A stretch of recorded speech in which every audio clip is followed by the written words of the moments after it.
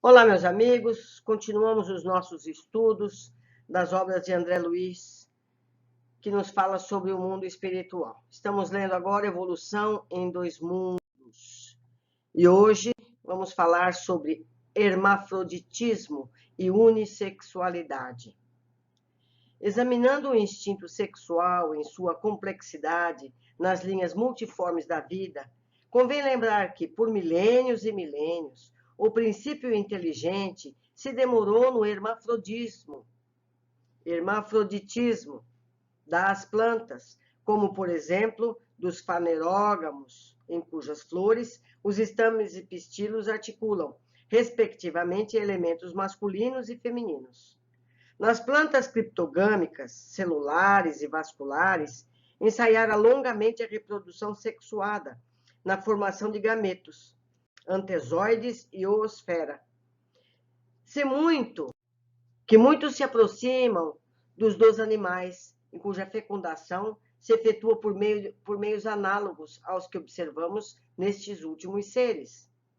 Depois de muitas metamorfoses, que não cabem num estudo sintético quanto o nosso, caminhou o elemento espiritual na reprodução monogônica entre as vastas províncias dos protozoários e metazoários, com divisão e gemação entre os primeiros, correspondente à cisão ou estrobilação entre os segundos. Longo tempo foi gasto na evolução do instinto sexual, em vários tipos de animais inferiores, alternando-se-lhe os estágios de hermafroditismo com os de unissexualidade, para que se lhe aperfeiçoassem as características na direção dos vertebrados. Hermafroditismo potencial.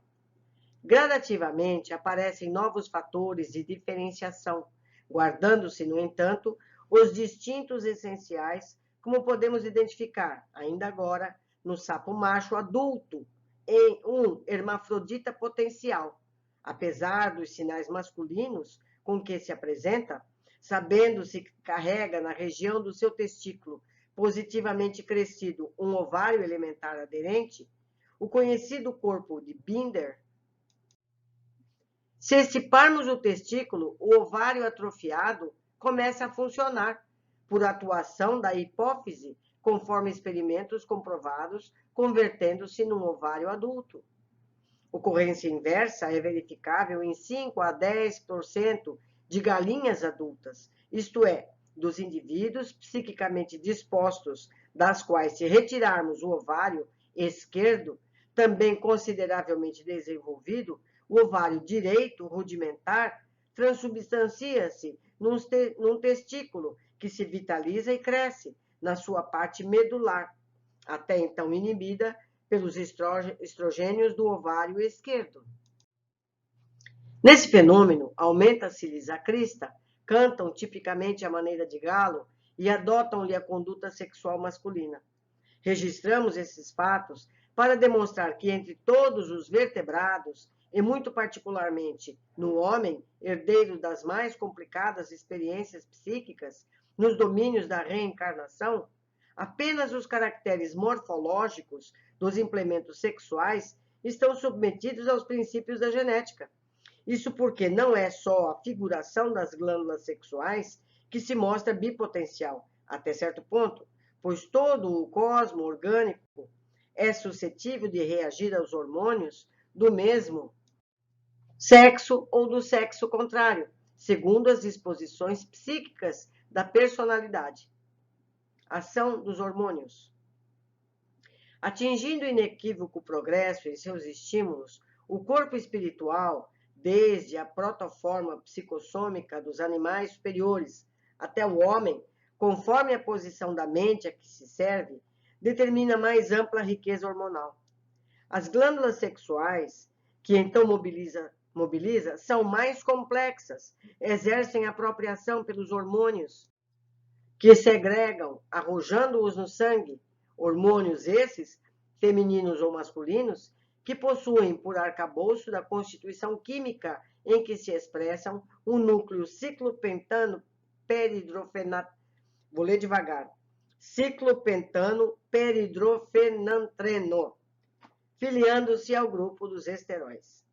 Os hormônios estrogênicos, oriundos do ovário, mantêm os caracteres femininos secundários. E os androgênicos, segregados pelo testículo, sustentam os caracteres masculinos da mesma ordem. Produzem ações estimulantes e inibitórias, todavia, como atendem necessariamente a impulsos e determinações da mente, por intermédio do corpo espiritual, incentivam o desenvolvimento ou a maneira de proceder da espécie, mas não os origina. Por isso, nenhum deles possui ação monopolizadora do mundo orgânico, não obstante patentearem essa ou aquela influência de modo mais amplo. Ainda em razão do mesmo princípio que lhes vige na formação, pelo qual obedecem à vibração incessante do campo mental, os hormônios não se armazenam, transformam-se rapidamente ou sofrem apressada expulsão nos movimentos excretórios, entendendo-se os recursos da reprodução como engrenagem de mecanismos de que o espírito em evolução se vale para plasmarem das formas físicas, sem que os homens lhe comprovem, de modo absoluto, as qualidades mais íntimas. É fácil reconhecer que as glândulas sexuais e seus hormônios exibem efeitos relativamente específicos. Inegavelmente, o ovário e os hormônios femininos se responsabilizam pelos distintos sexuais femininos, mas podem desenvolver alguns deles no macho, prevalecendo as mesmas diretrizes para o testículo e os hormônios que lhes correspondem. Isso é claramente demonstrável nos experimentos de castração, enxertos e injeções hormonais, porquanto, apesar da ação sexual específica do testículo e do ovário apresentarmos como fato indiscutível, a gônada, refletindo os estados da mente, herdeira direta de experiências inumeráveis, eventualmente produz certa quantidade de hormônios heterossexuais e, da mesma sorte, ainda que os hormônios sexuais se afirmem com atividade específica intensa, em determinados acontecimentos, realizam essa ou aquela ação em órgãos do sexo oposto. Esses são os efeitos heterossexuais ou bissexuais das glândulas ou dos hormônios. Origem do instinto sexual. Todas as nossas referências a semelhantes peças do trabalho biológico nos reinos da natureza objetivam simplesmente demonstrar que, além da trama de recursos somáticos, a alma guarda a sua individualidade sexual intrínseca, a definir-se na feminilidade ou masculinidade, conforme os característicos acentuadamente passivos ou claramente ativos que sejam próprios. A sede real do sexo não se acha, dessa maneira, no veículo físico, mas sim na entidade espiritual em sua estrutura complexa. E o instinto sexual, por isso mesmo, traduzindo o amor em expansão do tempo, vem das profundezas, para nós ainda inabordáveis da vida, quando agrupamentos de mônadas celestes se reuniram magneticamente umas às outras para a obra multimilenária da evolução, ao modo de núcleos e elétrons na tessitura dos átomos ou dos sóis e dos mundos nos sistemas macrocósmicos da imensidade. Por ele, as criaturas transitam de caminho a caminho nos domínios da experimentação multifária, adquirindo as qualidades de que necessitam. Com ele, vestem-se da forma física em condições anômalas, atendendo às sentenças regeneradoras da lei de causa e efeito, ou cumprindo instruções especiais com fins de trabalho justo. Já estudamos isso. O sexo é, portanto, mental em seus impulsos e manifestações, transcendendo quaisquer impositivos da forma em que se exprime. Não obstante, reconhecemos que a maioria das consciências encarnadas permanecem seguramente ajustadas à sinergia mente-corpo, em marcha para a mais vasta complexidade de conhecimento e emoção. Evolução do amor.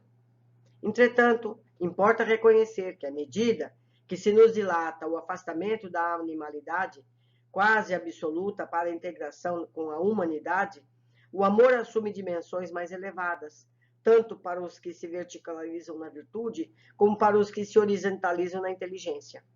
Nos primeiros, cujos sentimentos se alteiam para as esferas superiores, o amor se ilumina e purifica. mas ainda instinto sexual nos mais nobres aspectos, imanizando as forças com que se afina em radiante ascensão para Deus. Nos segundos, cujas emoções se complicam, o amor se requinta, transubstanciando-se o instinto sexual em constante exigência de satisfação imoderada do eu. De conformidade com a psicanálise, que vê na atividade sexual a procura incessante de prazer, concordamos em que uns, na própria sublimação, demandam o prazer da criação, identificando-se com a origem divina do universo, enquanto que outros se fixam no encalço do prazer desenfreado e egoísticos da autoadoração. Os primeiros aprendem a amar com Deus. Os segundos aspiram a ser amados a qualquer preço. A energia natural do sexo, inerente à própria vida em si, gera cargas magnéticas em todos os seres, pela função criadora de que se reveste. Cargas que se caracterizam com potenciais nítidos de atração no sistema psíquico de cada um, e que, em se acumulando, invadem todos os campos sensíveis da alma, como que a lhe obliterarem os mecanismos outros de ação, qual se estivéssemos diante de usina, reclamando controle adequado.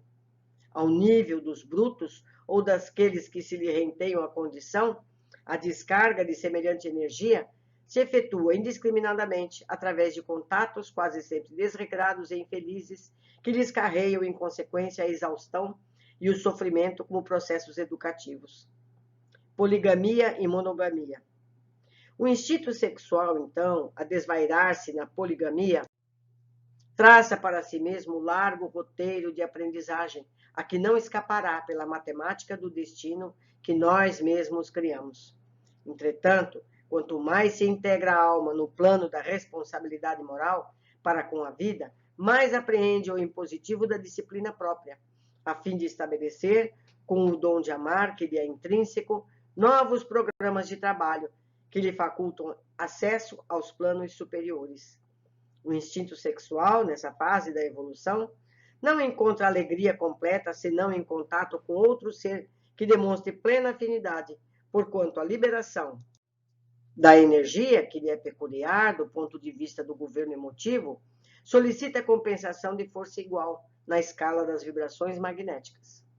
Em semelhante eminência, a monogamia é o clima espontâneo do ser humano, de vez que dentro dela realiza naturalmente com a alma eleita de suas aspirações a união ideal do raciocínio e do sentimento, com a perfeita associação dos recursos ativos e passivos, na constituição do binário de forças, capaz de criar não apenas formas físicas, mas a encarnação de outras almas da Terra, mas também as grandes obras do coração e da inteligência, suscitando a extensão da beleza e do amor, da sabedoria e da glória espiritual, que vertem constantes da criação divina. Alimento espiritual. Há, por isso, consórcios de infinita gradação no plano terrestre e no plano espiritual, nos quais os elementos sutis de comunhão prevalecem acima das linhas morfológicas do vaso físico, por se ajustarem ao sistema psíquico antes que as engrenagens da carne em circuitos substanciais de energia. Contudo, até que o espírito consiga purificar as próprias impressões, além da ganga sensorial, em que habitualmente se desregra no narcisismo obcecante, valendo-se de outros seres para satisfazer a volúpia de hipertrofiar-se psiquicamente no prazer de si mesmo, numerosas reencarnações instrutivas e reparadoras se lhe debitam no livro da vida, porque não cogita exclusivamente do próprio prazer sem lesar os outros, e toda vez que lesa alguém, abre nova conta resgatável em tempo certo. Isso ocorre porque o instinto sexual não é apenas agente de reprodução entre as formas superiores, mas, acima de tudo, é o reconstituir-se das forças espirituais, pelo qual as criaturas encarnadas ou desencarnadas se alimentam mutuamente na permuta de raios psicomagnéticos que lhes são necessários ao progresso. Os espíritos santificados, em cuja natureza supervolvida o instituto sexual se diviniza, então relativamente unidos aos espíritos glorificados, em que descobrem as representações de Deus, que procuram, recolhendo de semelhantes entidades as cargas magnéticas sublimadas, por eles próprios liberadas no êxtase espiritual. De outro lado, as almas primitivas, comumente, lhe gastam a força em excessos que lhes impõem duras lições. Entre os espíritos santificados e as almas primitivas, milhões de criaturas conscientes viajando da rude animalidade para a humanidade enobrecida. Em muitas ocasiões, se arrojam a experiências menos dignas, privando a companheira ou o companheiro do alimento psíquico a que nos reportamos, interrompendo a comunhão sexual que lhes alentava a euforia, e as forças sexuais não se encontram suficientemente controladas por valores morais das vítimas. Surgem, frequentemente, longos processos de desespero ou de delinquência. Enfermidades do instinto sexual. As cargas magnéticas do instinto, acumuladas e desbordantes na personalidade, a falta de sólido socorro íntimo para se canalizarem na direção do bem, obliteram as faculdades ainda vacilantes do discernimento e a maneira do esfaimado alheio ao bom senso, a criatura lesada em seu equilíbrio sexual costuma entregar-se à rebelião, à loucura, em síndromes espirituais de ciúme ou despeito, a face das torturas genésicas a que se vê relegada. Gera aflitivas contas kármicas a lhe vergastarem a alma no espaço e a lhe retardarem o progresso no tempo. Daí nascem as psiconeuroses, os colapsos nervosos decorrentes do trauma nas sinergias do corpo espiritual, as fobias numerosas, a histeria de conversão, a histeria de angústia, os desvios da libido, a neurose obsessiva, a psicose e as fixações mentais diversas que originam na ciência de hoje as indagações e os conceitos da psicologia de profundidade na esfera da psicanálise, que identifica as enfermidades ou desajustes do instinto sexual sem oferecer-lhes medicação adequada, porque apenas o conhecimento superior, gravado na própria alma, pode opor barreiras à extensão do conflito existente, traçando caminhos novos à energia criadora do sexo, quando o perigoso desequilíbrio. Desse modo, por semelhantes rupturas dos sistemas psicossomáticos, harmonizados em permutas de cargas magnéticas afins, no terreno da sexualidade física ou exclusivamente psíquica, é que múltiplos sofrimentos são contraídos por todos nós no decurso dos séculos, porquanto se forjamos inquietações e problemas nos outros com o instinto sexual, é justo venhamos a solucioná-los em ocasião adequada, recebendo por filhos e associados de destino, entre as fronteiras domésticas, todos aqueles que constituímos credores do nosso amor e da nossa renúncia, atravessando muitas vezes padecimentos inomináveis para assegurar-lhes o refazimento preciso.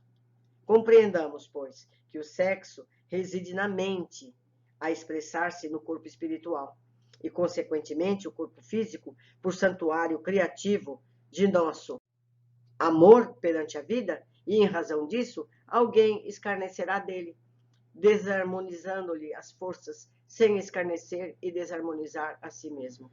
Pedro Leopoldo, 30 de março de 1958. Esse tema foi amplamente divulgado nos livros anteriores, com muitos casos narrados dos desvios, das submissões, das escravizações mentais e sexuais. Então, tivemos aqui a teorização do que estudávamos antes. Um abraço a todos vocês, espero que tenhamos aproveitado e no próximo capítulo continuaremos. Um grande abraço.